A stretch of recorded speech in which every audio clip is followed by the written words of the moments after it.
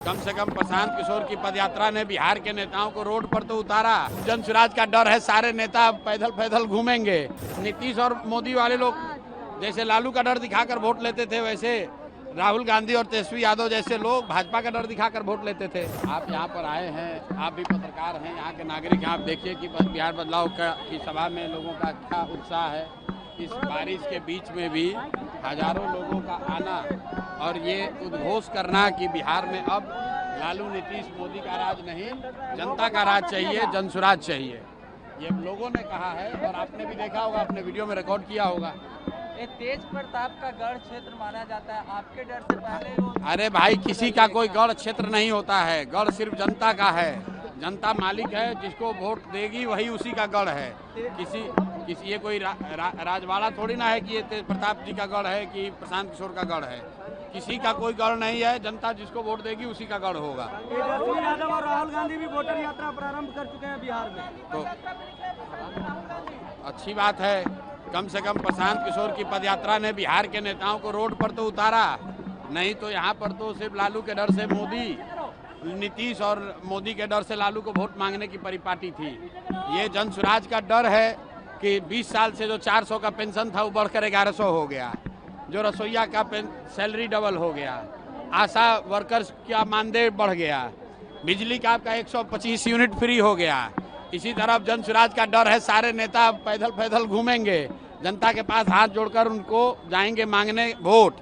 नहीं तो अभी तक तो ये कहता था कि जाएगा कहाँ, लालू के डर से हमको वोट देवे करेगा। उसी तरह नीतीश और मोदी वाले लोग जैसे लालू का डर दिखाकर वोट लेते थे, वैसे राहुल गांधी और तेजस्वी यादव जैसे लोग भाजपा का डर दिखाकर वोट लेते थे। तो अब जनता का डर खत्म हो गया है, जनता के पास एक नया विकल्प आ गया है। और ये जनता के विकल्प की ताकत है कि नेता रोड पर घूम रहे हैं और जनता बैठकर मूल्यांकन कर रही है कि किसको वोट देना है, किसको नहीं देना है। दिलीप जायसवाल से पूछा गया था तो उन्होंने कहा कि अब हम प्रशांत किशोर के बारे में कुछ नहीं कहेंगे। दिलीप जायसवाल जैसा 10 आदमी का दम नहीं है कि प्रशांत किशोर के खिलाफ कुछ बोले। बात व्यक्ति की नहीं है। जो कुकर्म करेगा, चोरी करेगा, जो आदमी बिहार को लूटेगा, उसको डर होगा ही, क्योंकि उनको मालूम है कि जन स्वराज की व्यवस्था बनेगी।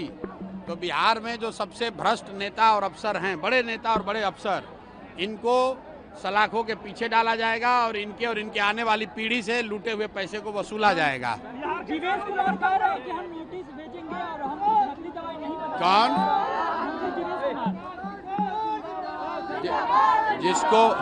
जिसको कोर्ट ने कन्विक्ट कर दिया, जैसे लालू जी हैं, लालू जी पर चारा चोरी का इल्जाम लगना एक बात है और कोर्ट का कन्विक्शन अलग बात है। कोर्ट ने, न्यायालय ने यह बता दिया कि आपने इसमें आपकी गलती पाई गई। उसी तरह जीवेश मिश्रा के लिए राजस्थान के कोर्ट ने यह कह दिया कि ये जाली दवा बनाते थे, जाली दवा बनाने का इल्जाम इन पर साबित हुआ है। अब प्रशांत किशोर को उस पर कुछ कहने की जरूरत नहीं है। भैया, वो एनडीए के सरकार में नहीं हुआ है, खाली पिछले 5 वर्ष में हुआ है।